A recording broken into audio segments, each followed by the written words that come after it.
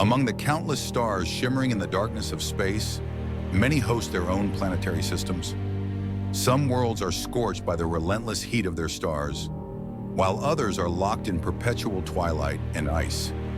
Yet hidden within this cosmic grandeur may lie planets whose conditions bear a striking resemblance to our own Earth. On these planets, vast oceans could stretch as far as the eye can see, clouds might glide across the sky, and flashes of lightning could illuminate distant horizons during thunderstorms. It's tempting to believe that life has found a way to flourish there, just as it once blossomed here on Earth, in its oceans, forests, deserts, and at the icy poles.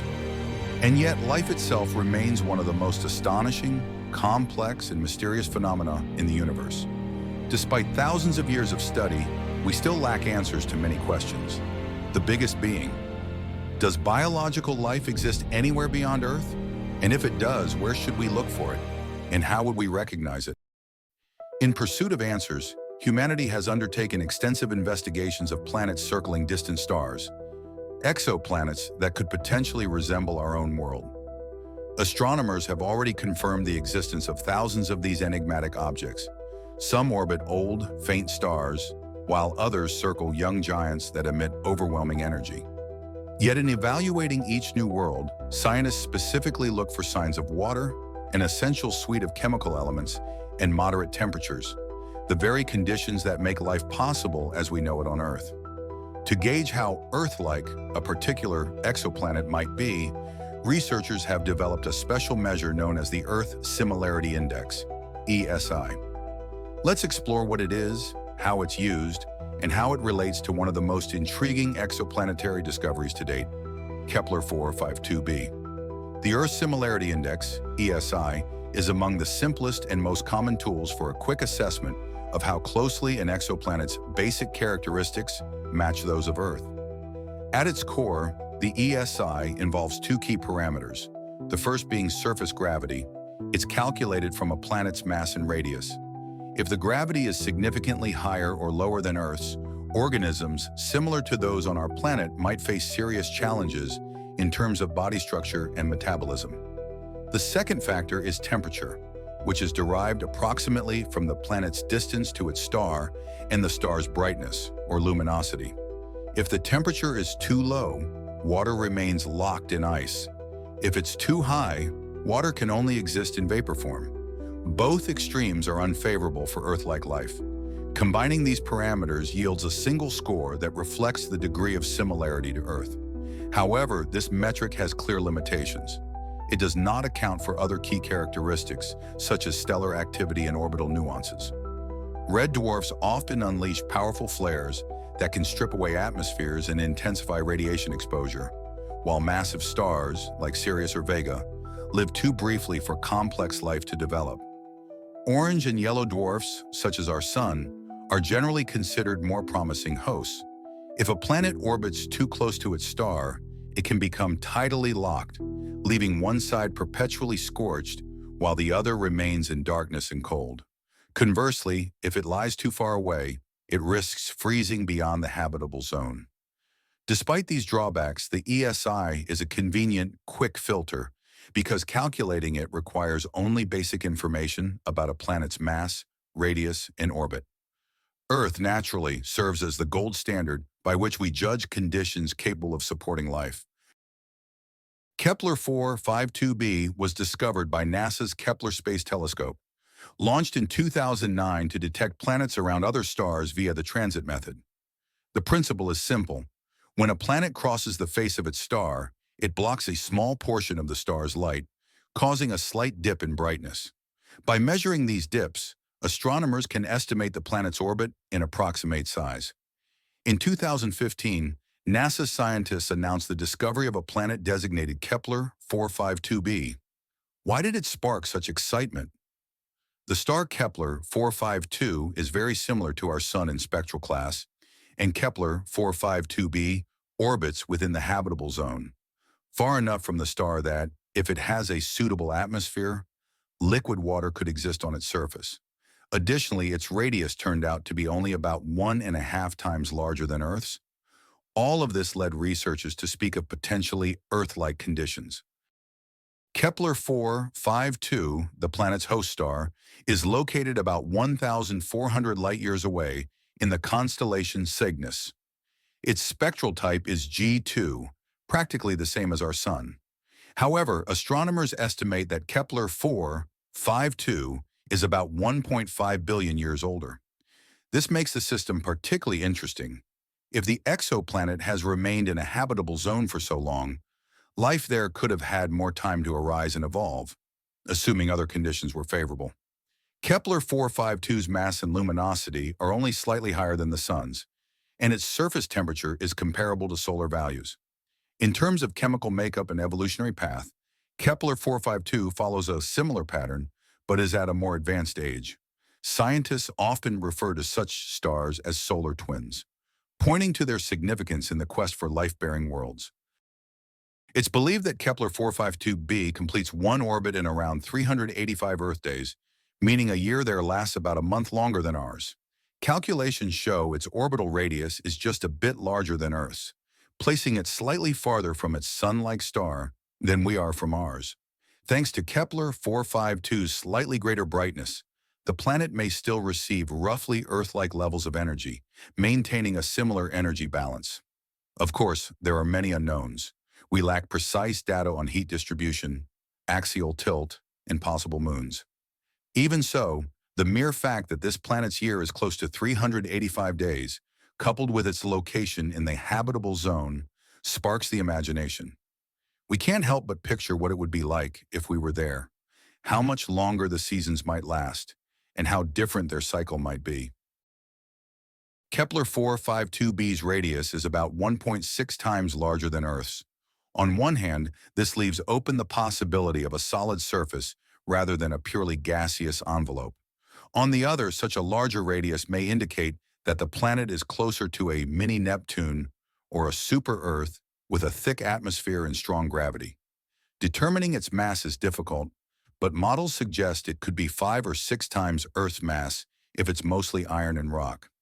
Its internal structure remains a mystery.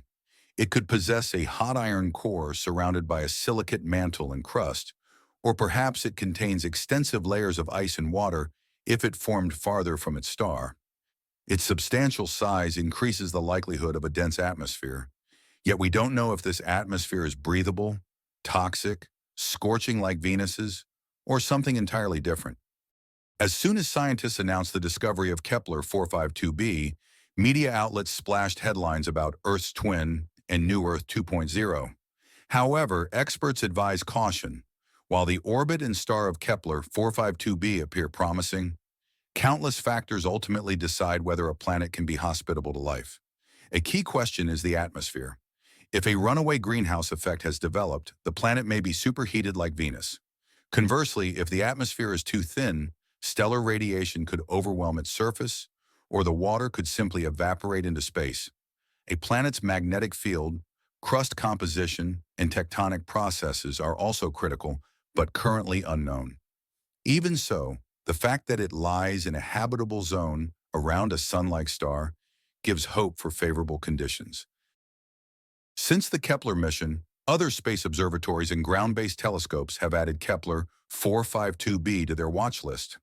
Instruments like the Hubble or ground-based Very Large Telescope (VLT) systems can at least refine what we know about its star and look for subtle gravitational effects.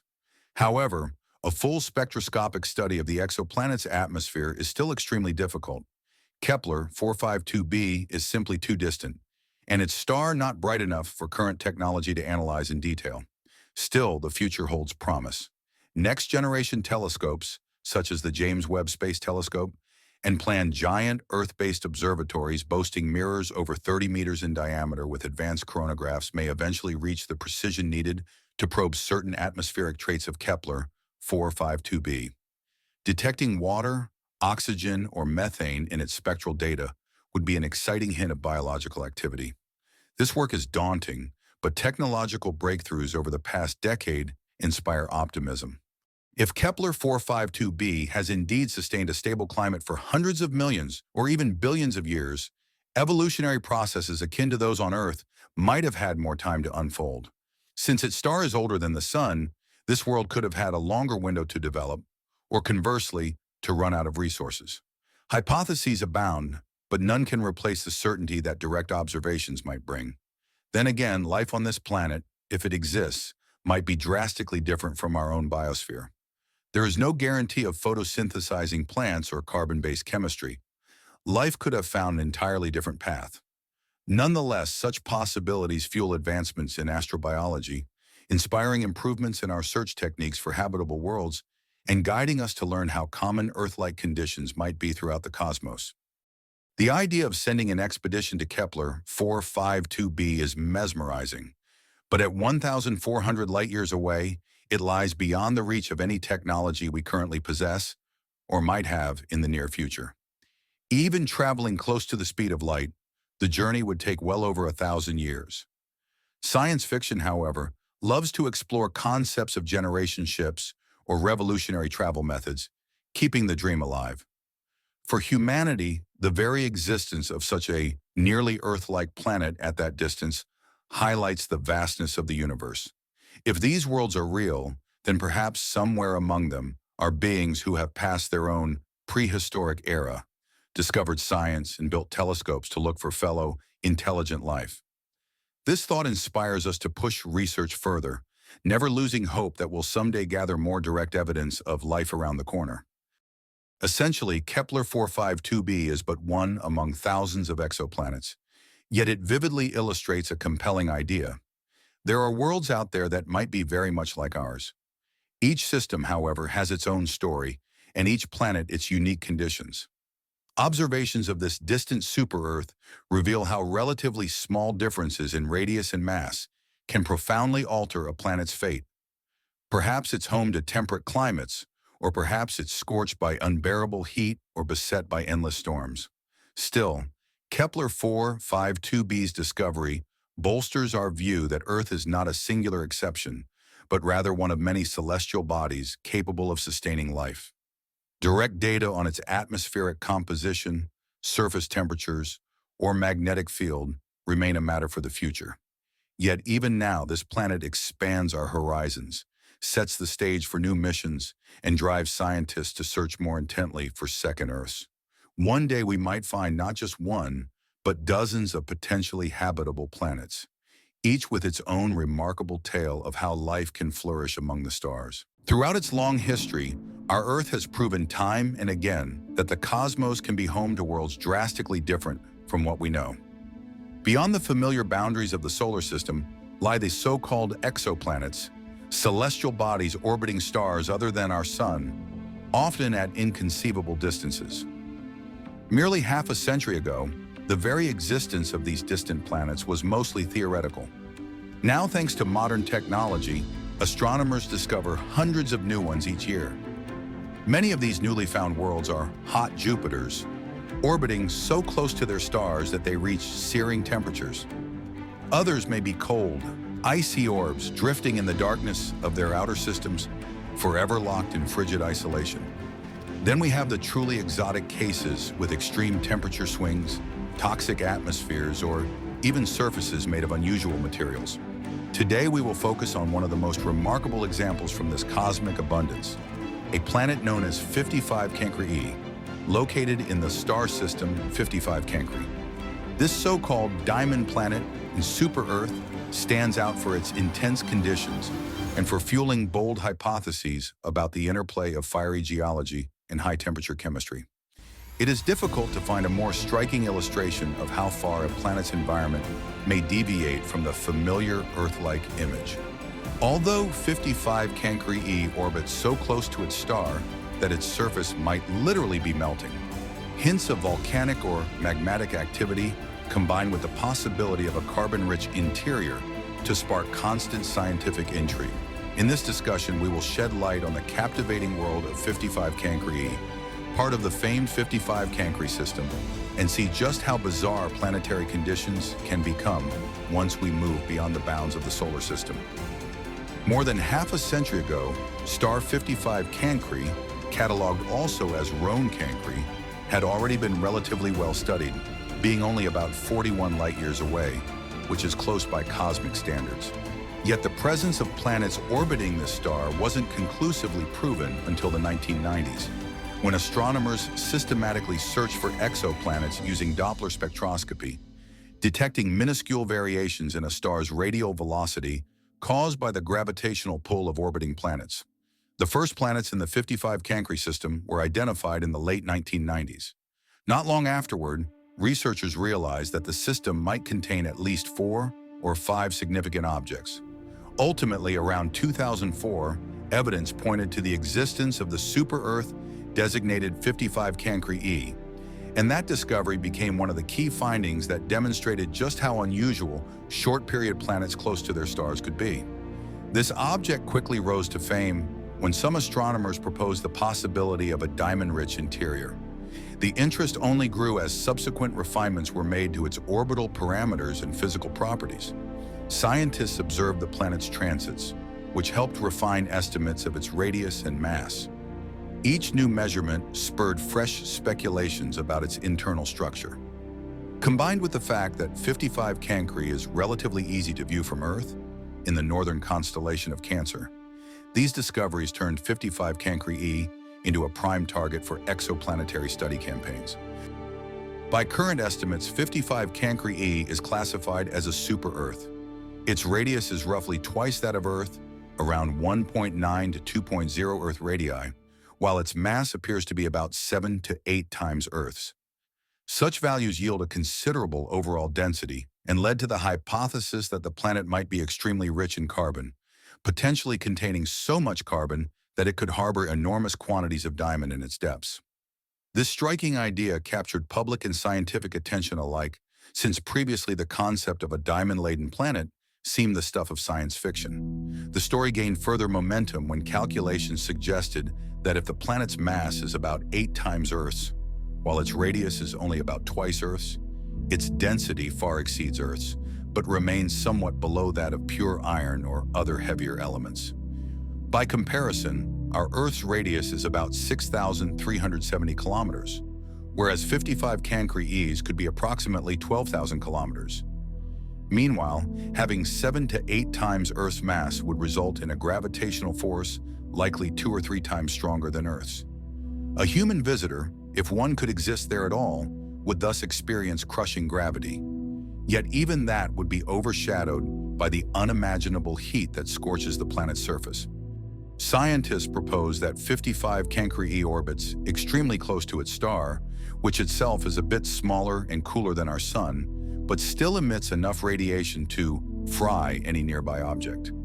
The planet's orbital period of around 18 hours, some studies say about 17, but either way extremely short, results in searing exposure to its star's energy.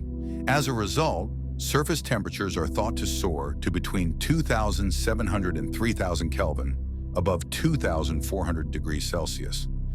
Under these conditions, nearly all silicate rocks and metals would melt, forming magma oceans and even vaporizing minerals.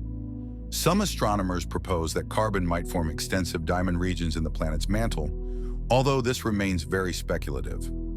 Another possibility is that 55 Cancri E is more or less Earth-like in its composition, simply packed with heavier elements, with an iron core and a silicate mantle that is superheated near the surface. Either way, given the extreme heat, the planet's outer layers may not have anything resembling stable terrain. Instead, there could be a roiling expanse of molten rock, turning 55 Cancri A into what some call a lava planet. The earliest detections of planets in the 55 Cancri system relied on measuring the star's radial velocity variations. Observers at facilities including Lick Observatory and the Keck Observatory eventually confirmed the presence of multiple large bodies around 55 Cancri. However, the super-Earth 55 Cancri E remained elusive until improved instrumentation raised our capacity to detect modest-sized planets close to their stars.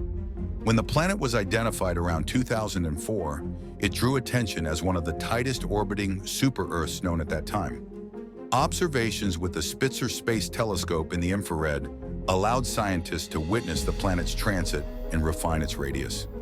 Not long afterwards, speculation about a diamond planet captured the imagination, though direct evidence for such diamond-laden layers remains absent. Nonetheless, the prospect of unusual carbon-based chemistry spurred interest well beyond the scientific community. Telescopes such as Hubble made attempts to glean further data, particularly concerning any atmosphere the planet might hold, by searching for spectral signatures during transits. Results have been mixed, leaving the question open as to whether 55 Cancri e retains any gases at all at such punishing temperatures. Recent research with the James Webb Space Telescope holds the promise of clarifying the composition of its upper layers, assuming they exist.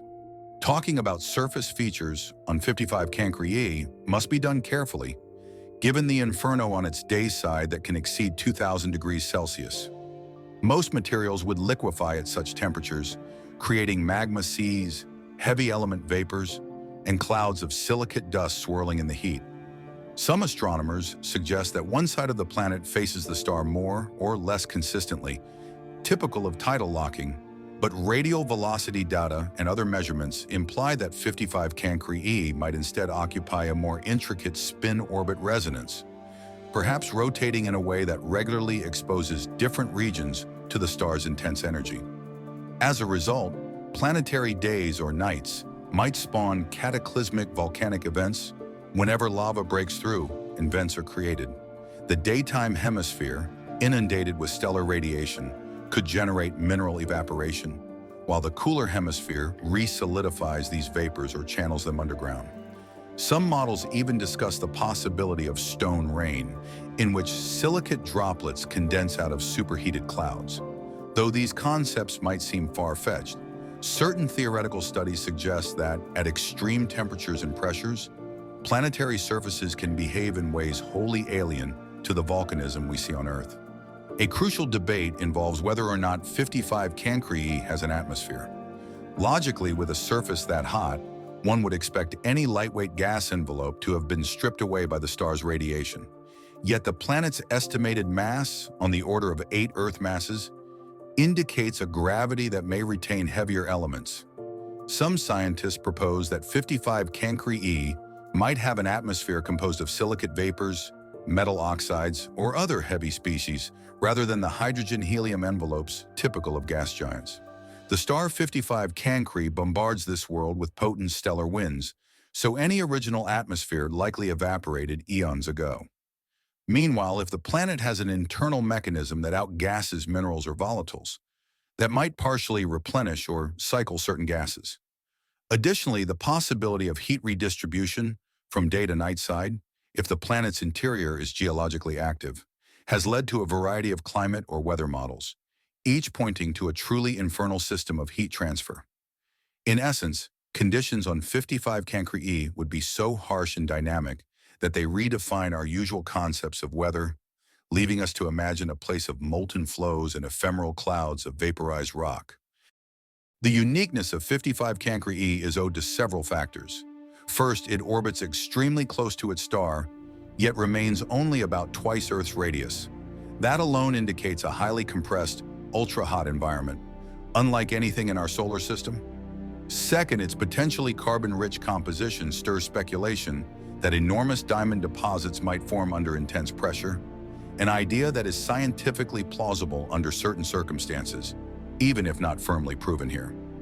Third, the planet resides in a multi-planet system, giving astronomers a chance to observe complex gravitational interplay among multiple planets. Fourth, 55 Cancri itself is near enough to Earth for repeated and detailed observations, allowing for much finer data on transits and radial velocities than many other exoplanets. Finally, the interplay of tidal forces, possible spin-orbit resonance, and unstoppable surface heat might produce a type of extreme tectonics, if any plates or layers do exist in a semi-solid state. The planet thus serves as a fascinating natural laboratory for exploring how super-Earths might be formed, migrate, and evolve close to their parent stars. There are, of course, no immediate plans to send spacecraft to a star system over 40 light-years away. This is far beyond any near-future capability. Nevertheless, astronomers rely on an array of telescopes, both ground-based and in space, to gather every possible clue. The Hubble Space Telescope has attempted observations in the ultraviolet, while Spitzer and Chandra have taken readings in the infrared and X-ray ranges, respectively, aiming to discern something about the interplay between the planet and its star. But the James Webb Space Telescope represents a new level of infrared sensitivity, possibly enabling the detection of extremely fine spectral features related to the planetary atmosphere, or exosphere, if it exists. By analyzing starlight passing through any gaseous layer, JWST might pick up signs of sodium, silicon oxides, or carbon-based molecules in minute concentrations, an outcome that would yield a direct glimpse into 55 Cancri's scorching environment. In the future, improved instruments, some with mirrors over 30 meters in diameter, may similarly refine their detection capabilities. Yet for now, we remain reliant on spectroscopic hints rather than direct close-up exploration. In conclusion, 55 Cancri E offers a vivid reminder that not all planets mirror the baseline we know as Earth. A short orbital period of just 18 hours, a surface temperature presumably hot enough to melt or even vaporize rock, and the suggestion of unusual carbon chemistry stand out as features that would be impossible in our own solar system. Observing this planet gives astronomers crucial insights into the ways planetary systems form and evolve, as well as broadening our grasp of the chemical, geological, and atmospheric processes that can take place across the cosmos. If such a hellish world can remain stable in close proximity to its star, then perhaps countless other systems in our galaxy present even more outlandish conditions. Already, astronomers discuss planets with glass rains, pitch-black gas giants that absorb nearly all incoming light, and cold super-Neptunes that revolve in the dim outskirts of their stars.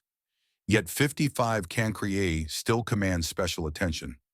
The stark contrasts in its environment, coupled with the notion of diamond layers and the powerful star-planet interactions at play, keep it in the spotlight for observational campaigns. With each fresh look at its transit, each new measurement of radial velocity, we refine our understanding of this extreme super-Earth and maybe the physics behind planets that push the limits of what we once considered feasible. Ultimately, 55 Cancri E underscores how the universe goes far beyond our ready-made categories, creating astonishing configurations of matter, energy, and forces. Who can predict what even more bizarre objects await detection? Every new piece of data about 55 Cancri E might inspire us to explore possible parallels in other star systems, including those that might have kinder environments reminiscent of Earth. But for now, 55 Cancri E stands as a striking testament to cosmic diversity, a crucible of molten stone and possibly exotic geology, provoking us to question just how singular Earth's own path might be. If you find yourself curious about such extreme planets or have theories as to how a world can survive with such colossal heat and possible diamond caverns, feel free to share your thoughts. Public and scientific enthusiasm for these tormented realms continues to grow, meaning we can look forward to more refined spectroscopic data, surprising results, and perhaps brand new revelations about how planets form and whether life itself could emerge under truly exotic conditions. Let us stay in touch with all the wonders the universe has to offer and anticipate eagerly the next wave of cosmic surprises that is sure to come. Among the many enigmatic bodies populating our cosmos, one stands out in particular: Titan, a large satellite of Saturn, cloaked in a dense atmosphere and wrapped in cold, mysterious skies. At first glance, it resembles a mini-planet lifted straight from science fiction. Orange-tinted clouds, rivers and lakes of liquid hydrocarbons, strange cloud formations, and rugged mountains stretching toward unknown horizons. It is no exaggeration to say that Titan is among the most remarkable corners of the solar system. Indeed, it's the only known moon with a thick atmosphere and an entire network of methane seas. It's hardly surprising that it has drawn such keen interest from researchers. Every fresh image of its surface opens another chapter in this captivating cosmic story.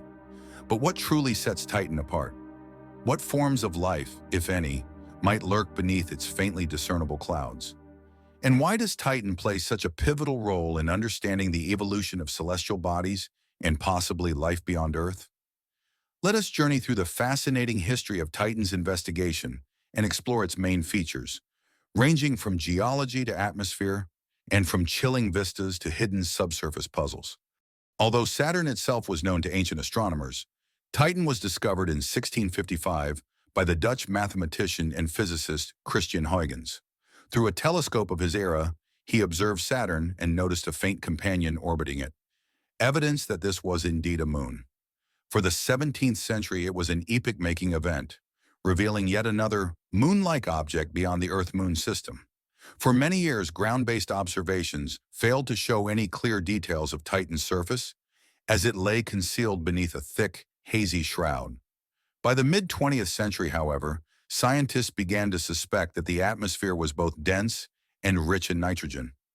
Definitive proof arrived in the 1980s, when the Voyager missions flew by Saturn and discovered Titan's cloud layers in a near-planetary climate dominated by methane and nitrogen. With each passing decade, interest in Titan continued to mount. Eventually, the celebrated Cassini-Huygens mission set off toward the Saturn system, arriving in 2004. On January 14, 2005, the Huygens lander made its historic descent, sending back the first and to date only direct panoramic images of Titan's landscape. Titan is Saturn's largest satellite and one of the biggest in the entire solar system, surpassing even Mercury in radius, though it is less massive owing to lower density. It takes about 16 Earth days to orbit Saturn and is tidally locked, always presenting the same face toward its parent planet. Its orbital distance from Saturn hovers around 1.2 million kilometers, while Saturn itself orbits the Sun at roughly 9 to 10 astronomical units, far beyond Earth's own orbit. At Titan's surface, temperatures rest around minus 179 degrees Celsius, minus 290 degrees Fahrenheit. Although this sounds bitterly cold, in the outer reaches of the solar system, such conditions are considered relatively moderate. A thick atmosphere envelops Titan like insulating armor, maintaining a surface pressure of about 1.5 atmospheres, surprisingly higher than on Earth. Most of that atmosphere, about 95 to 98%, is nitrogen, with methane as the second major constituent. In certain areas, the methane condenses into clouds and occasionally rains onto the surface. It is precisely this dense atmosphere that makes Titan so exceptional among planetary satellites.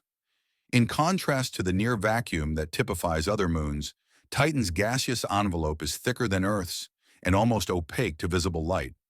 That is why, for many decades, astronomers were unable to glimpse its surface through optical telescopes. Just as on Earth, nitrogen is the dominant gas. Scientists believe this abundance may stem from the breakdown of ammonia under sunlight and cosmic ray bombardment over vast spans of time. Interestingly, the temperature regime on Titan is such that methane can exist in three states: liquid, solid, and gas, mirroring water's role on Earth. This means Titan experiences methane-based precipitation, rivers, lakes, and possibly seas. Evaporation and condensation create a local weather system, complete with storm clouds and downpours that leave traces on the icy ground. Meanwhile, in Titan's upper atmosphere, complex organic molecules can form. Photochemical reactions involving solar radiation and methane generate aerosols that tint Titan's sky in shades of orange and brown, an intriguing phenomenon for those studying the origin of prebiotic chemistry. Despite the centuries-long fog, data from Cassini-Huygens has granted us a deeper look at Titan's surface. Radar images captured by Cassini reveal a network of channels and canyons that drain into vast lakes or seas of liquid hydrocarbons, primarily methane and ethane. Among them is the colossal Kraken Mare, covering several 100,000 square kilometers, resembling an ocean on an alien world. Moreover, Titan lacks the sort of hot, magmatic volcanoes we see on Earth, but scientists hypothesize the existence of cryovolcanoes, vents erupting molten water or ammonia-methane mixtures. If real, these processes could reshape Titan's landforms and influence its atmosphere. Beneath Titan's outer crust, researchers believe there may be a water ice shell, and below that a hidden ocean of water mixed with ammonia, somewhat analogous to what we suspect under the surfaces of Europa, a moon of Jupiter, or Enceladus, another of Saturn's moons. Tidal heating and antifreeze compounds like ammonia or salts could keep these subsurface layers partially liquid. Cassini's radar has also identified enormous dune fields, though their sand consists not of silicate grains, but of hardened organic particles. Meanwhile, the shorelines of Titan's hydrocarbon seas bear a remarkably terrestrial appearance, further fueling speculation about climate processes akin to Earth's. One of the central questions about Titan is whether it might harbor life. Temperatures hovering around minus 179 degrees Celsius seem unimaginably frigid by terrestrial standards, and most Earth-based organisms would perish. Yet some researchers suggest that life forms might exist that use methane instead of water as a solvent, an exotic branch of biochemistry, but not entirely beyond consideration. Nature on Earth already exhibits extremophiles, thriving in seemingly inhospitable places. On the other hand, if Titan indeed shelters a subsurface ocean of water ammonia, then in principle it could host more familiar types of chemistry, albeit well below a frozen crust. A number of scientists theorize that deep-seated processes could supply the necessary ingredients and energy for life, albeit in amounts considerably lower than the hydrothermal vents in Earth's oceans. As of now, such scenarios rely primarily on indirect data. Direct sampling of Titan's seas or ice would demand specialized missions, such as submersibles capable of exploring methane lakes or drilling rigs that could probe beneath the ice. Cassini-Huygens marks a milestone in the modern exploration of Titan. From 2004 to 2017, Cassini orbited Saturn, creating radar maps of Titan and observing its seasonal changes. In 2005, the Huygens probe descended onto Titan's solid surface, transmitting images that revealed icy rocks and a landscape shaped by liquid hydrocarbons. Looking ahead, NASA plans to send a rotorcraft drone around 2027 to 2028. This aerial explorer will move between different sites on Titan, investigating both geological structures and atmospheric conditions. Its primary goal is to detect complex organic molecules and possible chemical signatures of prebiotic or exotic life processes. Additionally, conceptual designs envision floating probes that could land on a Titan sea and study its depths like a submarine. Futuristic, yet not beyond the realm of near-future technology.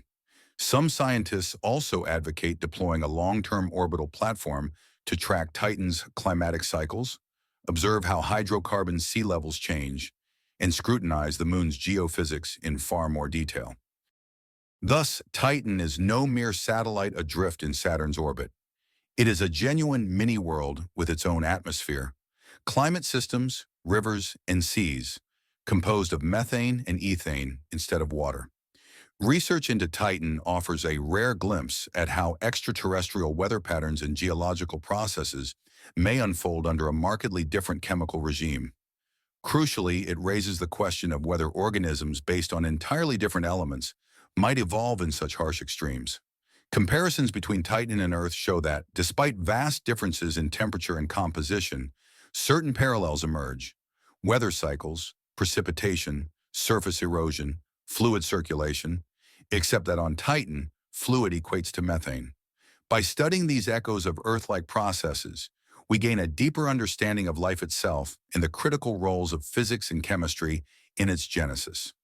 New missions on the horizon promise a window into this distant, wintry realm, pulling back the veil that covers Titan's ochre sky.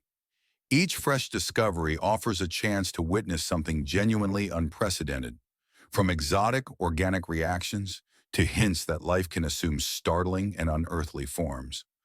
While we can only speculate for now, Titan's exploration gives hope that our universe may be far richer and more astonishing than we dare imagine.